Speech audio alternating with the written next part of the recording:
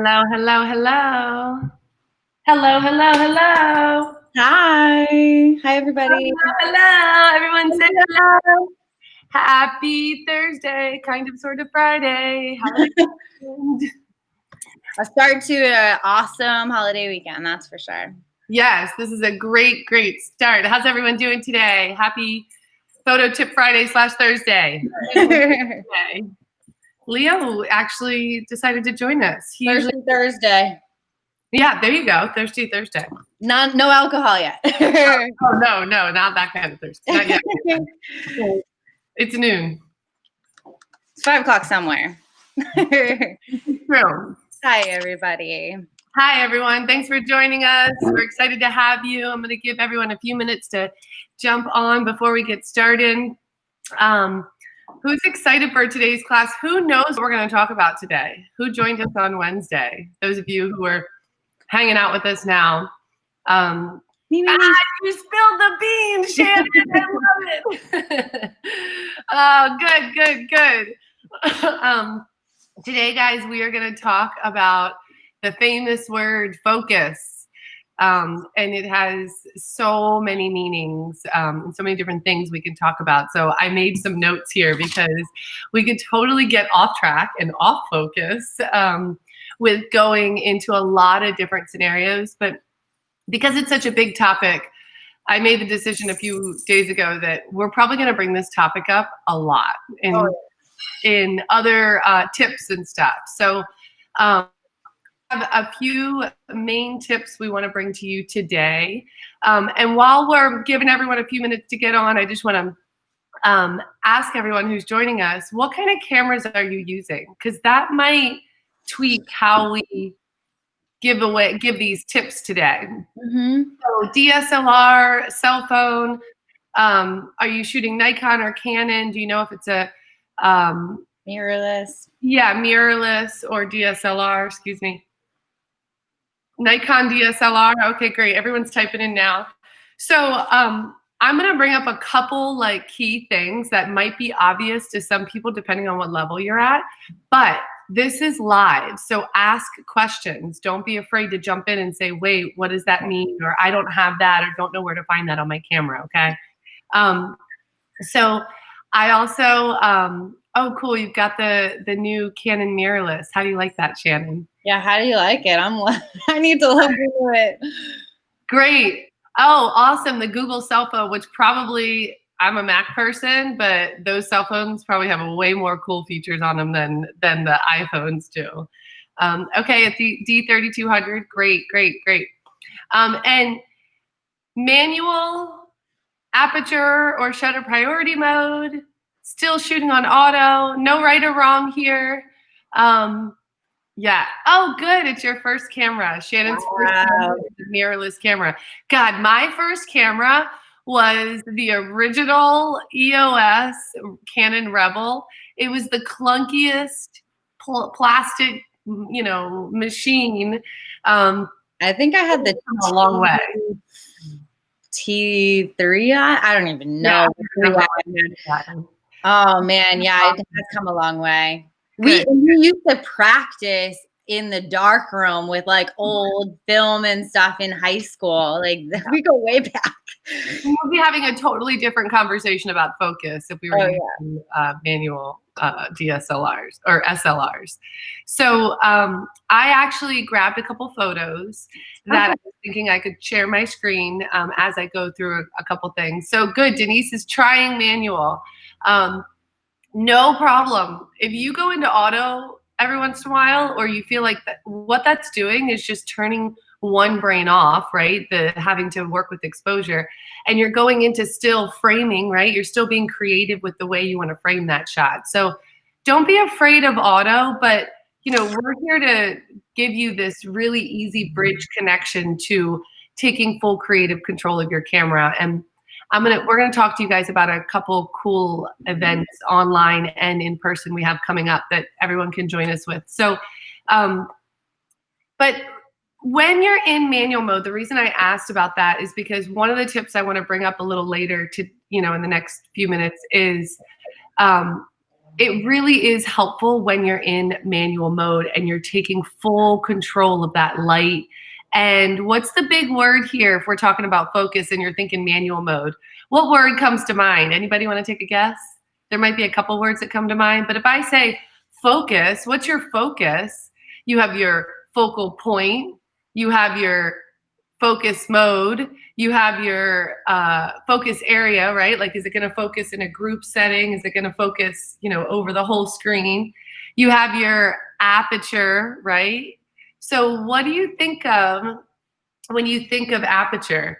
Alicia, you can chime in because I don't even know if what I'm getting at. What, if you think of your aperture and you're choosing an aperture in manual mode, what comes up? What word are you thinking of or terminology are you looking at when you're looking at that? It starts with a D. You're throwing me off here. Depth of field. Oh, okay. I'm like, what the heck is she trying to say? Yes, depth of field.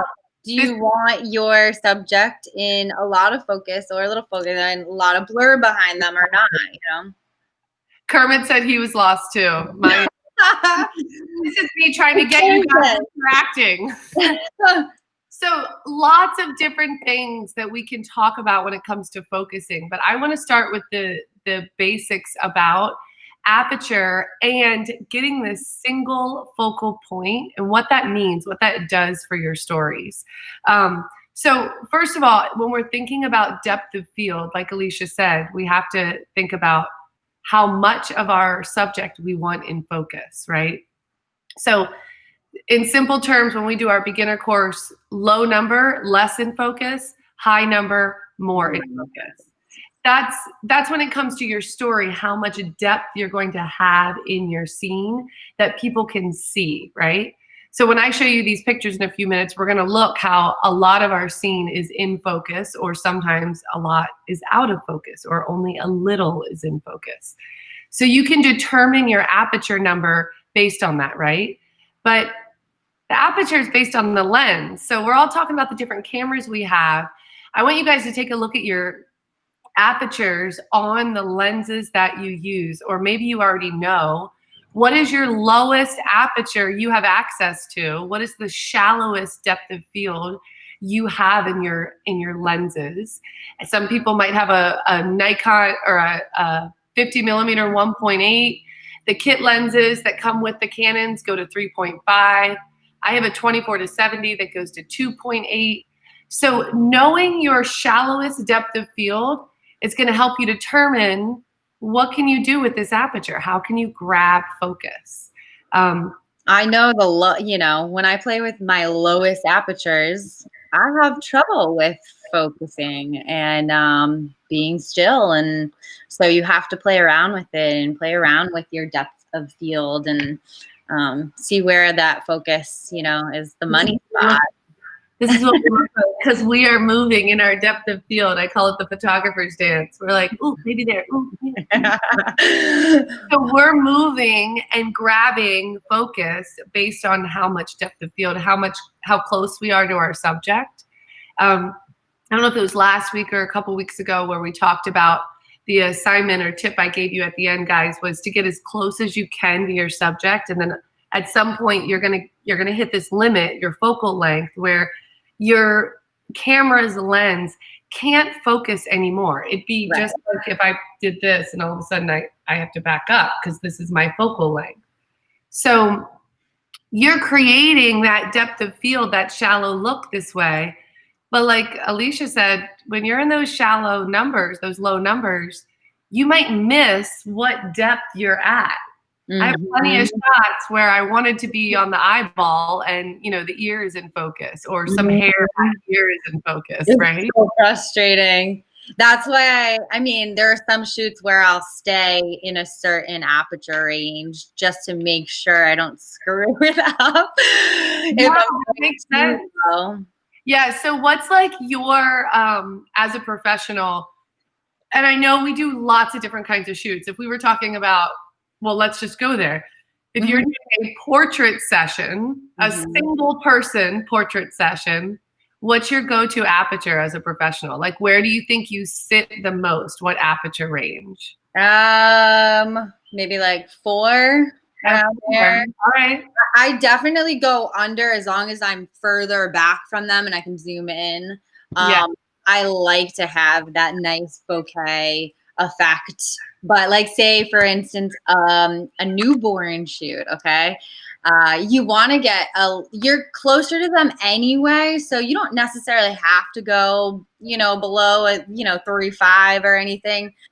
You want to make sure you get the little details, their eyelashes, their, every little detail in focus, and you don't want too little in focus. You kind of want a little bit more. So I play around those as a professional.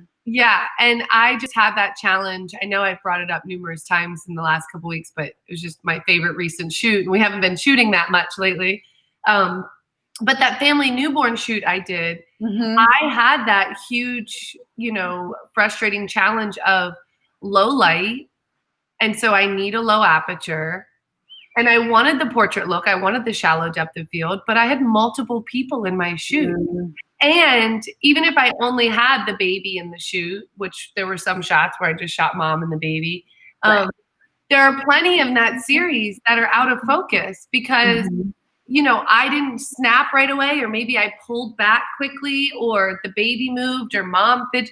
Like any little movement might alter where that focal point ends up grabbing the sharpest point. With a shoot like that, I'll either choose my focus to be on the mom or I'll choose my focus to be on the baby, depending on the angle. About that when it comes to focusing on certain aspects, if you want to use those lower apertures. But show us your photos. Let's get into those photos. That's a perfect time to bring this up because I'm not going to just show you those pictures, but I think I did bring one of those shots in. So can you guys see my screen? Yes. Okay, cool. So let me just start with that one because we're talking about it. Yeah. Hold on. That's not it. So I love the lip, the little lip. Oh my God. So first of all, look where your eyes naturally want to go. That's what focus is really about in a story, guys. And, if you now go from that baby's lips, which Alicia just said, they grab your attention, right? Then you move out from that spot. You see how I framed the baby with the mom's arms and face, but mom's face is very purposely out of focus. She is secondary to the baby, right? But even if I were, can I zoom in on this? Yeah. Even if I were to zoom in, I had a major challenge here where if you think about your focal plane, okay, this right eye is totally in focus. But first, and it's kind of almost on the same plane as the nose, but look at that second eye. It's completely blurry. Pull it up a little, or go down a little bit on the baby. This way? Yeah, pull it up. I can't even see the nose or the mouth. I don't know if that's strange. Can you see it now?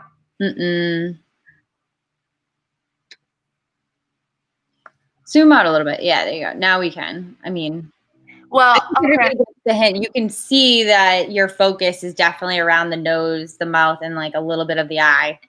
Yeah, but I wanted you to see, hold on, let's try this. Can you see that now, how the second eye, the left eye, is blurrier than the right eye? Yeah.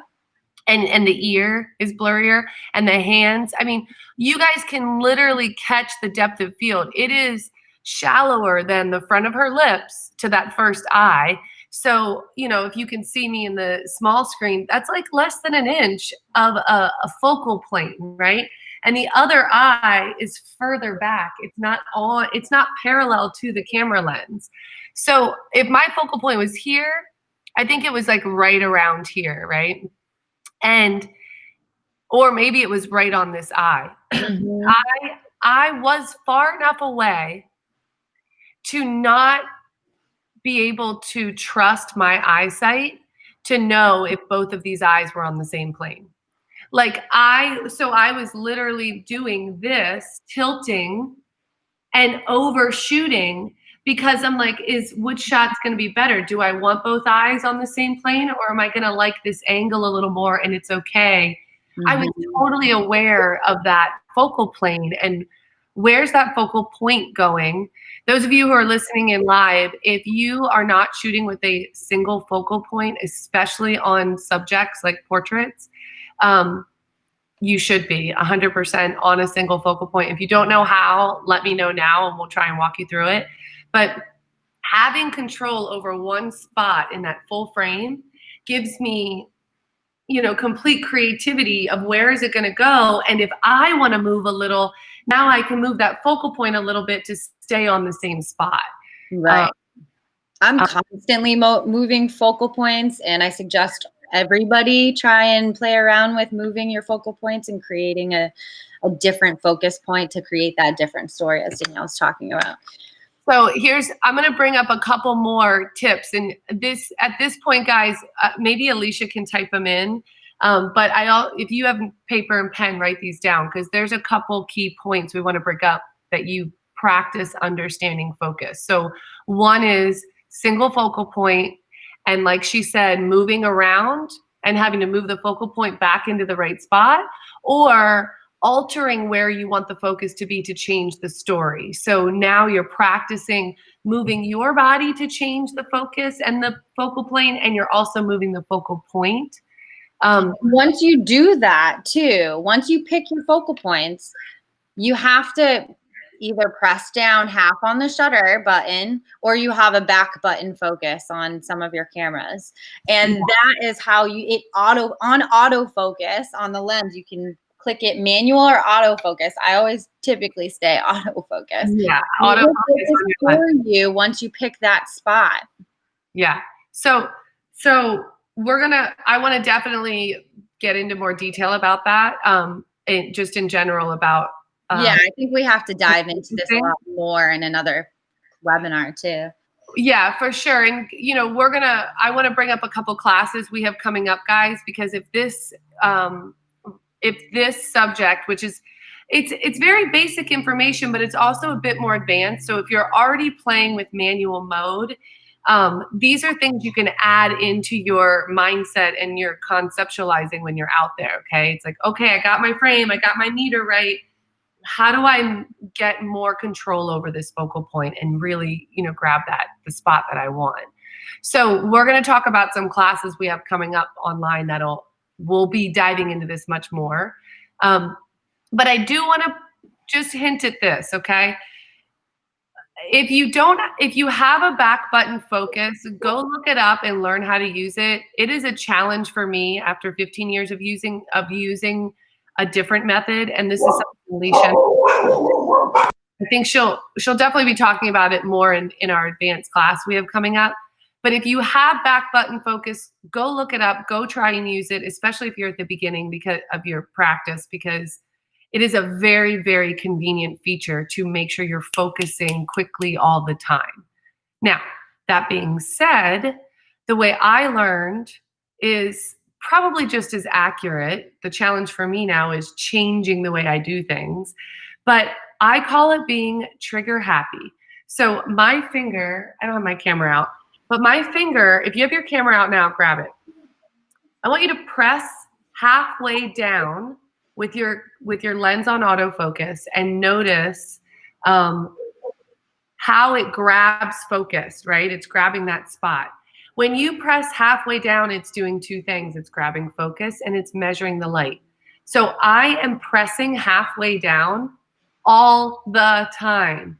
If my camera's up in my face, my finger is trigger happy. It's clicking halfway down and it's constantly giving me feedback and information. It's showing me where I've jumped on my focal point. So if I'm already halfway down and I like my new location, if my subject's moving, I'm constantly being trigger happy, pressing halfway down. When I get to that spot I want, I'm already halfway there and all I have to do is click another, press down all the way, and you're getting your shot. So it was something I learned very early on that I think is important. Overshoot guys, overshoot and practice. You should have a prolific amount of photos because you've just tried and tried and tried and failed and tried again. Mm-hmm. And this is the way to do it, is like constantly refocusing and re-clicking halfway down to see how your photo can compare. I think this is the biggest part of, practicing is focal points. And it took a long time to figure it out. And you just got to stay there and do it. So get in those cameras, figure out your camera, figure out your buttons, figure out your focal points. Like once you feel like a good grind with that, it makes sense. All right, now I have that creative freedom. This is, I wanted to show these photos because I'm going to go see this gorgeous bird this weekend. I'm going to be up in Maryland this weekend, guys. If anyone's listening in from that area, we're going to be on the Eastern Shore, my hometown of St. Michael's. And we're doing a partnership with Eastern Shore Experience with Eric Werner, who's my father, and he is a falconer. And so we're going to get to meet Nova the hawk here and get some really cool photo opportunities with him on a nature tour up there. So and this is one of those moments where you're like, oh, well, I'm right here. I can totally focus and grab this animal's, focal points that I want. No, you can't. The bird's constantly moving. He doesn't care about you. He's looking around. He's flapping his wings. It is a constant overshooting, getting something great in between. And really, here's the other side of focus, guys, really honing into your internal focus, your mental focus, and staying in it when you have a million other things around you distracting you. And especially heightened awareness, like your fear of some massive hawk, right in front of you.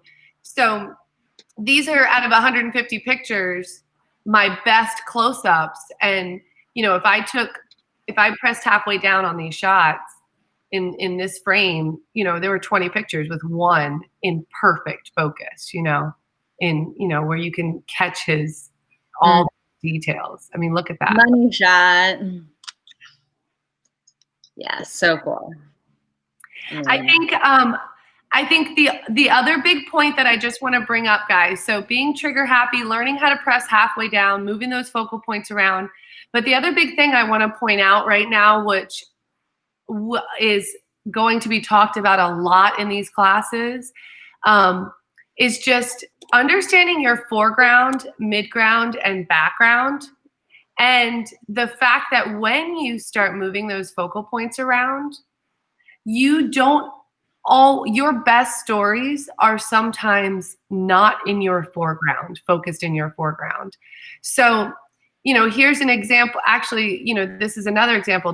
The mom is closer to me than the baby. So using your foreground as part of your framing, where you can blur it out and bring the focus into maybe the midground or even the background, is a great way to add to your story. I'll show you a couple more like that.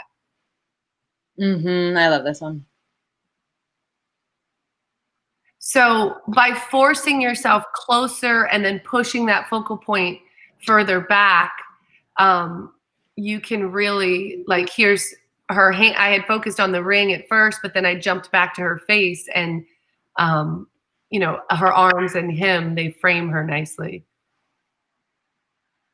Think about your why. Remember, our biggest question we always ask is, why are you inspired to pick up this camera right now? Why do you want to capture this story? So if I'm shooting a bunch of musicians, their equipment is beautiful and their instruments, but it's about the musician. So seeing her fingers in action, I moved this focal point from the strings to her fingers, and I liked that shot even better.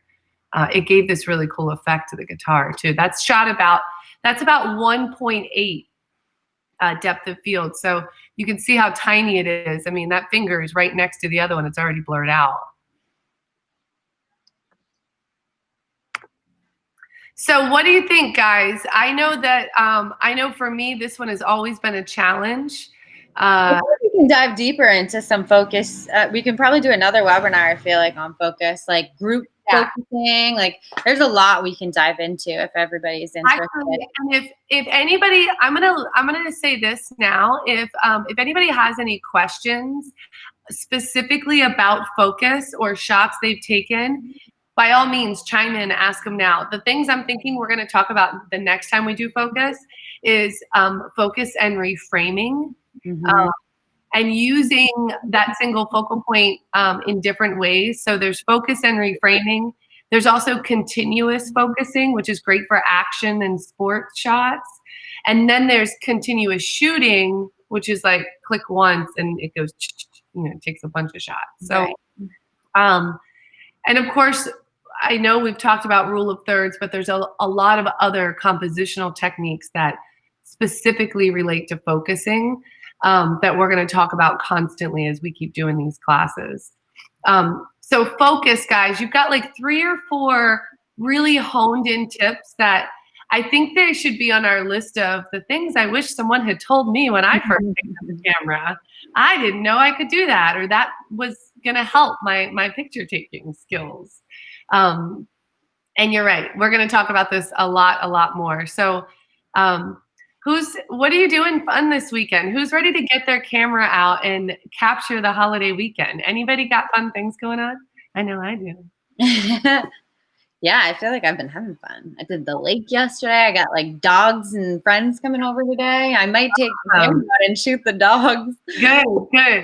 I'm heading to the beach, so I think I'm going to bring my camera and play a little bit. And we'll be back here, guys, next Wednesday for Wednesday Wisdom. And then next Friday, I'll be coming to you from Maryland. So next weekend, I'll be in Maryland doing the photo tours. The following weekend, we do have another round of the beginner class. And then I think I'm most excited. This is the first time I'm really announcing it, but it is up on the website. Alicia and I are going to do I'm thinking of calling it a warrior weekend. We're going to do 4 classes, online classes for you the last weekend in August, and basically combine all of our best classes into one great weekend. So we're going to dive further past the beginner DSLR course, and we're going to do some more advanced portrait photography, action shooting, and some great tips I have about landscape. And we'll be together. What's that? And we'll be together. Yes, and yeah, we'll be side by side here. If you joined us for the last ones, you know that it's probably way more fun than 2 of us on separate screens. So we're going to be doing a lot of demos. And then on Sunday, we had such a success last time. We're going to be hosting our Lightroom workshop in 2 separate parts. So in the morning, I'm going to teach photo organization, digital file organization, and the basics of editing. I'm going to give you a demo of how I edit a great travel shot. In the afternoon, Alicia's going to take a lot of so Saturday, we're going to give you guys some assignments, right? You can go out. It's August 29th weekend. Yeah, August 29th and 30th. You want to type that into the. Yeah. And the links are at livewonderful.com/tours. So Saturday after the photography workshops, we're going to give you guys some prompts, some assignments for you to go out and practice, because what we really want you to do is come in on Sunday to Lightroom with these new shots so we can show you how we can make them pop quickly. And one of the things we're going to teach you in the advanced photography workshop is panoramic shots, how to stitch shots together so you can take a pano shot. This is one of my favorite things to do when I'm out traveling. And we're also going to talk about HDR. Who knows what HDR stands for? Anybody? Alicia, do you know what it stands for? High definition. High dynamic range. Oh, dynamic range. That's right. High definition. So HDR, to give you a quick understanding of it, is when you have a scene that has way too much bright light and a lot of really dark areas, your camera doesn't have enough dynamic range to get all the information about the light. So what we do is, it's called bracketing, and we take multiple exposures at different brightnesses, and we can blend them together in Lightroom. So it's like Some cameras actually have the capability to do it themselves. Exactly. My camera still doesn't, so I need to upgrade, but we can show it manually. We're going to show you. Exactly. And I should preface that it's not that some cameras have it, it's that the newer high-end cameras have it. So if you have a full frame newer camera, yours does this automatically. But either way, we're going to show you how to line up and take those shots and make a really professional shot. This is great for real estate photography. It's great for landscape. It's great for everything. It's just a cool feature. And then what we're going to do on Sunday is go over our standard Lightroom class in the morning, and then in the afternoon, we're going to show you how to merge these photos together. We're going to do 3 main things in the advanced Lightroom class. We're going to merge the pano and the HDR photos. We're going to show you a much more intense way of editing and making these photos pop. And Alicia's going to give you a great demo on how to do portrait retouching, which is huge. Okay, guys, it's huge because it's definitely advanced photography. It is. And we want to show you how it's not that difficult to do when you know how to use the tools correctly. So that weekend, it's August 29th and 30th, we're going to be doing a weekend of workshops. They're $95 each for each of these classes, but go ahead and add this coupon for everyone, especially you guys who've been joining us all these times. Thanks for chiming in with us on Free Photo Tip Fridays. But use the code FREE15 and you will get 15% off of any of these classes. So I think it's more than $50 if you do all 4 of them, okay? So check that weekend out. We're definitely doing it online. I haven't told Alicia this yet, but I'm thinking of allowing some in-studio participation as well, maybe to get it a little bit more fun. I did a Lightroom class last week in studio and online, and it went really, really well. It was a success. So I'm excited for that weekend, guys. If you have any questions, let us know. I hope that you can always reach us at hello@livewonderful.com. And have a wonderful Independence holiday weekend, Independence Day, 4th of July, whatever you call it. Shannon's asking about the Mead Gardens Visual Storytelling Tour. Yes, I want to still do that. Let me end with this, guys. We are always available to do the in-person tours. I have personally made the decision to not over-advertise them because we're not getting a lot of hits on it right now, and it's perfectly understandable. COVID is causing a lot of people to think differently about what's possible or what they feel safe doing. So I feel perfectly safe, healthy, and excited to go out. Mead Gardens is open, Lake Eola is open. We are always available to do these tours. I do have a base minimum of 95, so I try to get at least 3 to 4 people before we definitely do a date. But if you want to go out and just do a one-on-one, I'm happy to do that with you, Shannon.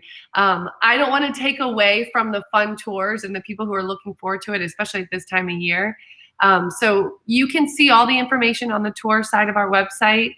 And those dates should be open Tuesday through Saturday to be able to book any of those classes, okay? So let me know if you want to do it. You're welcome. Thank you for asking. Any other questions, guys? Thank you so much for joining us. I love you all for coming.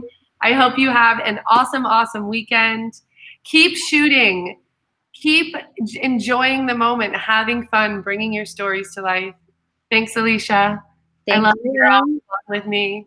I love being here. Happy birthday, everybody. Doesn't Alicia look like she is just already having fun? Like she started without us? I'm going to the beach. Let's go.